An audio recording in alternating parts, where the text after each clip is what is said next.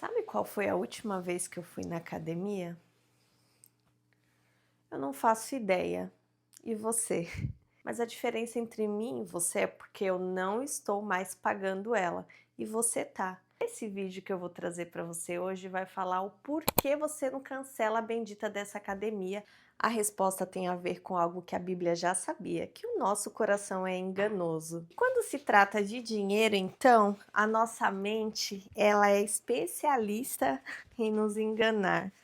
Hoje eu quero trazer para vocês 3 truques psicológicos que a nossa mente usa para nos sabotar quando o assunto é finanças. Está preparado?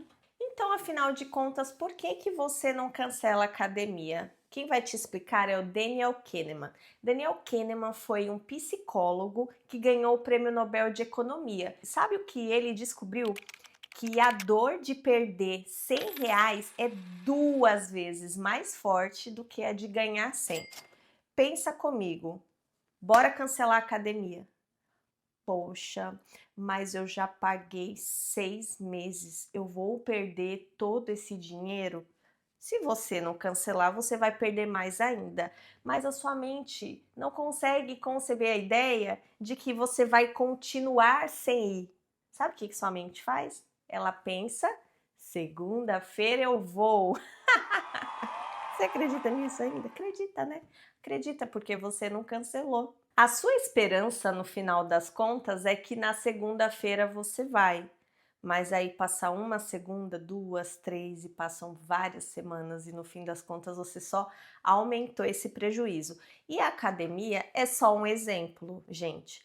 Mas isso é com tudo. É a roupa que você compra, só que ela não caiu bem, mas aí você não quer doar porque você pagou caro e aí você pensa, quando tiver tal ocasião eu uso, mas você não usa.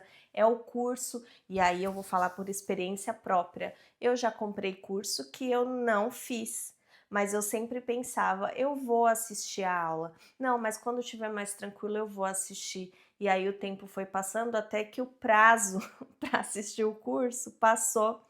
Eu não cancelei, não assisti e joguei o meu dinheiro pelo ralo.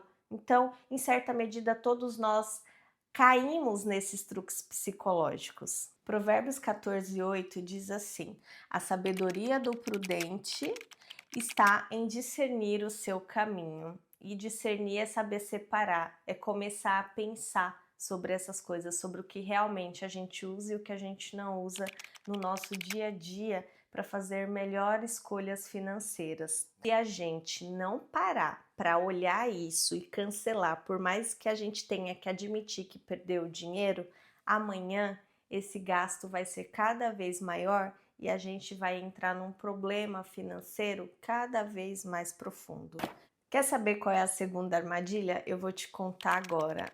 É a da aprovação social. Ué, mas o que é isso? Como que você sabe que uma pessoa é rica? Deixa eu adivinhar. Casa grande, carro importado, relógio caro, roupa de luxo. Pois é. O estudo dos milionários americanos que deu origem ao livro O Milionário Mora ao Lado mostra algo bem diferente do que eu e você pensamos quando falamos de pessoas ricas. Esse estudo feito com milionários americanos descobriu algo muito intrigante, mas que a Bíblia já sabia há muito tempo.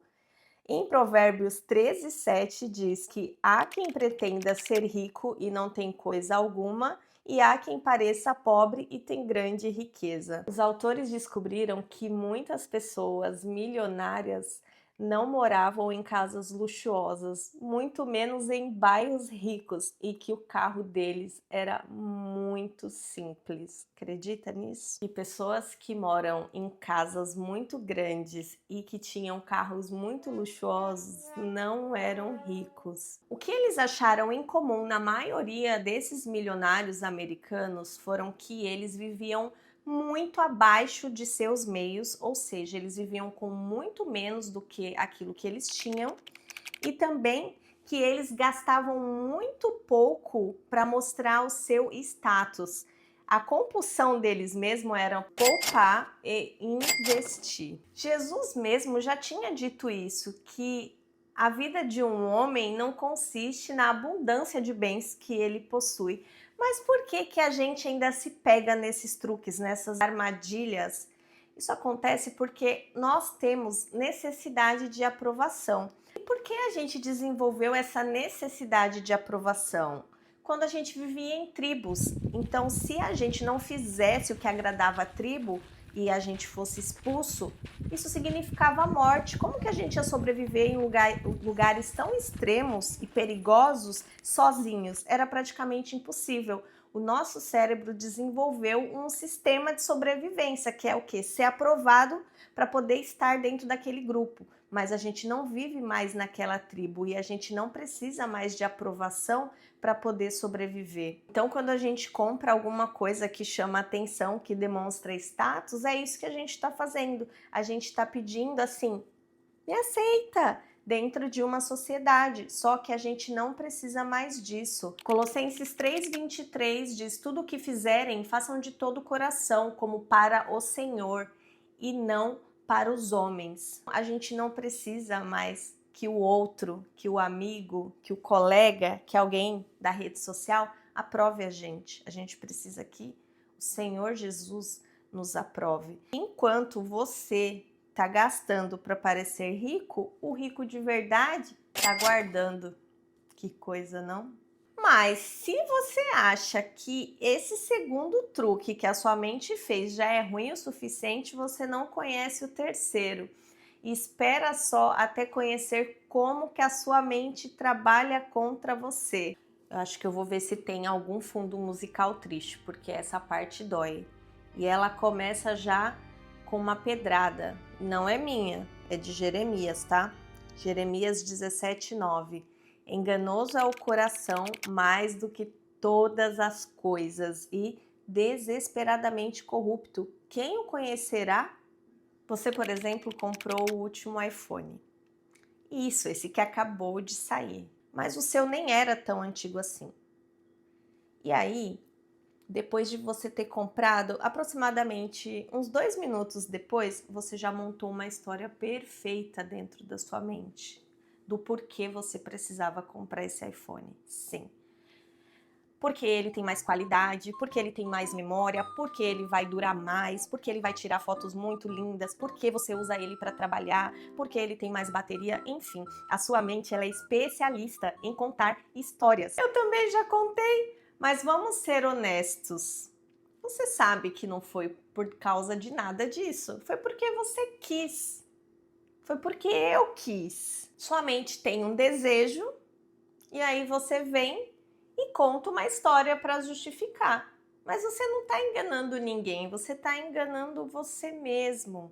E olha só, o que o Daniel Kahneman, aquele mesmo que a gente acabou de conversar sobre ele, sobre o que ele falou no livro dele. O livro dele se chama Rápido e Devagar. Você pode não saber que está sendo otimista em relação a um projeto porque alguma coisa em seu líder o lembra da sua estimada irmã. Ou que não gosta de uma pessoa porque ela se parece vagamente com seu dentista. Se lhe for pedido uma explicação, porém, você vai buscar na memória alguns motivos para apresentar e certamente vai encontrar alguns. Além do mais, você vai acreditar na história que elaborar. Já tinha parado para pensar nisso? É um pouco chocante, mas é a verdade. A gente conta histórias para nós mesmos. E qual é o problema disso? Porque muitas vezes a gente não precisava dessas coisas. E aí a gente está contando histórias que evitam a gente olhar para o problema que está acontecendo. Que é muitas vezes comprar coisas que você não pode. Ah, se você pode, tudo bem. Mas se você está prejudicando a sua vida financeira com essas histórias, você precisa parar de contá-las. E agora, com tanta armadilha, o que vamos fazer? A solução está em Provérbios 27:3. Procura conhecer o estado das tuas ovelhas, cuida bem dos teus rebanhos. Lógico que nós não estamos falando de ovelhas, nós estamos falando de cuidar da sua vida, da sua família, da sua vida financeira, do seu dinheiro, daquilo que Deus deu para você e que você precisa cuidar. Então você vai planejar suas finanças, você vai acompanhar suas finanças para poder você evitar entrar nessas armadilhas. Porque quando você está ali acompanhando, você está vendo o que está acontecendo, não tem como desver. A academia está lá debitando todo mês na sua conta, mas se você não olha a sua conta, como que você sabe disso? Seja intencional e olhe para a sua realidade financeira. Você vai chegar lá e você vai ver os 500 conto que está saindo da sua conta de delivery, de aplicativo, de assinatura, de academia. Aquela parcela pequenininha, que é só 50, tá lá 10 meses debitando. Será que é só 50 mesmo? Eu vou deixar uma tarefa para você.